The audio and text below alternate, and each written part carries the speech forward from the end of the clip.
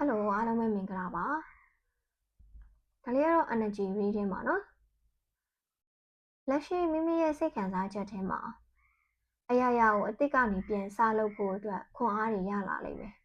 ရှေ့လျှောက်ဘယ်လိုဆက်သွားရမလဲဘယ်လိုလမ်းကြောင်းနဲ့ဆက်ပြီးရပ်တည်ရမလဲဘယ်လိုမျိုးဆက်သွားရမလဲဆိုတာကိုအဖြေရှာပြီးတော့တွေးလိမ့်မယ်ဒီလက်တလောပိုင်းမှာအဆင်မပြေထားတဲ့ကိစ္စရပ်တွေရှိရဆိုရင်အဲ့ဒီပြဿနာအသေးမွှားလေးတွေကိုကိုယ်တိုင်ဖြေရှင်းနိုင်လိမ့်မယ်၊ကင်တွယ်နိုင်လိမ့်မယ်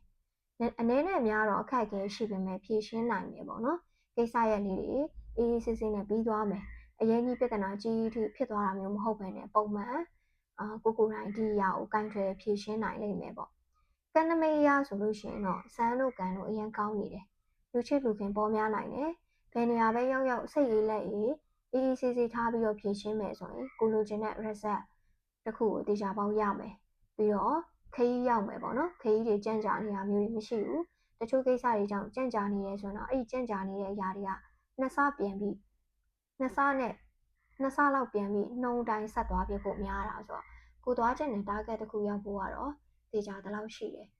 အခုလက်တလုံးမှာတော့တော်ရုံတန်ရုံစိတ်ရှုပ်စရာတွေကိုလည်းခေါင်းထဲမှာထည့်မထားခြင်းဘူးအတွေးတွေလည်းမများခြင်းဘူးဘာပဲလုပ်လို့ကိုယ့်ရက်တည်မှုနဲ့ကိုစိတ်သက်ကိုယ်သက်ဆက်သွားမယ်လို့တွေးထားတာလည်းပါတယ်အဲ့လိုအတွေးတွေများပြီးတော့ဗျာများနေတဲ့လူမျိုးမဟုတ်ဘဲနဲ့စိတ်ရှုပ်မခံနိုင်ဘူးအေးဆေးဆေးကိုပါတာကိုနေမယ်ဆိုတဲ့အတွေးနဲ့ဆက်ရှောက်နေရပေါ့နော်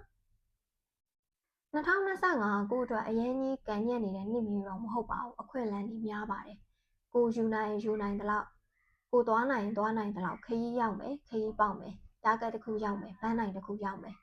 ကိုလိုချင်တဲ့အဖြေတစ်ခုကိုလည်းရှာတွေ့လိမ့်မယ်အတွေးတွေများနေတယ်ဆိုရင်တော့အဲ့ဒီအရာရဲ့အဖြေကိုရှာတွေ့သွားမှာဆိုတော့ကိုဘာပဲလုပ်လို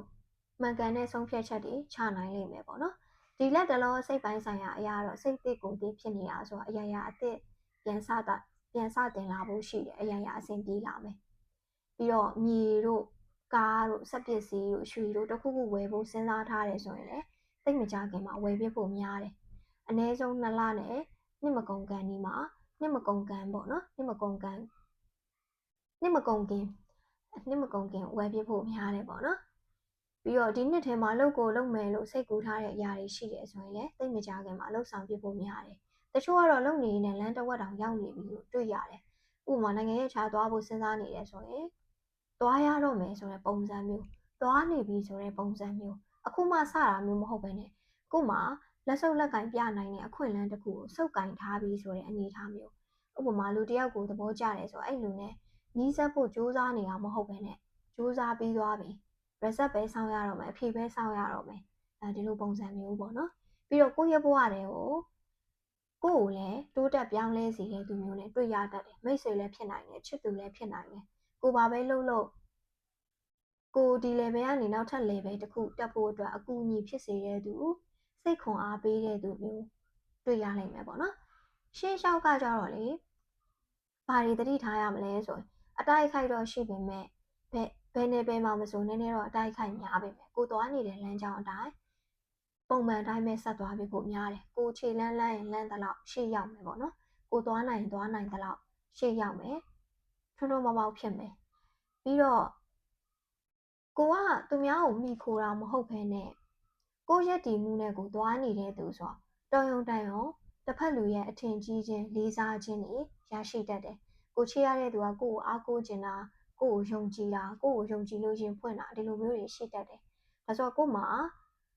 energy ပိုင်းရလည်းအရင်ကောင်းနေတယ်ခံယူချက်ရလည်းအရင်အမြင့်ကိုပြန်ရောက်နေတာဆိုတော့ကိုပါပဲလုပ်ဆုံးဖြတ်ချက်တွေကစအမှန်ကန်လာလိမ့်မယ်ဒီရက်ပိုင်းမှာတခုခုဝယ်ဖို့စဉ်းစားနေတယ်ဆိုတိတ်မကြခင်မှာဝယ်ဖြစ်မယ်ဒီတစ်ရက်နှစ်ရက်အတွင်းအလွန်ဆုံးကြာတစ်ပတ်အတွင်းပဲတချို့ကြဝယ်ပြီးလို့နောက်ထပ်တစ်ခုထပ်လိုချင်တာတော့ဖြစ်နေတတ်တယ်ဒါဆို energy ပိုင်းကတော့တော်တော်လေးကောင်းတယ်ပေါ့နော်ရှေ့ကိုပဲသွားနေတဲ့နမိတ်မျိုးနိုင်ငံရဲ့ခြားခွင့်လန်းနေအရင်ကောင်းပါတယ်အခြေချဖို့လားပညာရေးအတွက်သွားချင်တာလားအလုပ်အတွက်သွားချင်တာလားတိတ်မကြခင်မှာအခွင့်အလမ်းတွေရောက်လာတော့မယ်တိတ်မကြခင်မှာဘန်းနိုင်ရောက်တော့မယ်ပေါ့နော်ပညာရေးအတွက်စူးစမ်းနေတဲ့သူတွေကဘာသတိထားပေးရမလဲဆိုရင်ပညာရေးနဲ့စီးပွားရေးပညာရေးနဲ့အလုပ်ကြားပညာရေးနဲ့မိသားစုကြားဗျာများတာမျိုးတွေဖြစ်တတ်တယ်အခြေရေးမှာတော့အဲ့လိုဗျာများနေတာမရှိဘူးစဉ်းစားဆုံးဖြတ်ရတာရွေးချယ်ရတာဆုံးဖြတ်ချက်တစ်ခုခုချရတာဥပမာအိမ်အောင်ပြုဖို့စဉ်းစားရတာမျိုးကိုဘဝအတွက်အာမခံချက်ရှိလားကိုပြန်တွေးပြီးစဉ်းစားဆုံးဖြတ်ရတာမျိုးတွေဖြစ်ဖို့များတယ် energy reading ရဆိုရင်တော့နမိတ်လေးတွေကောင်းပါတယ်နော်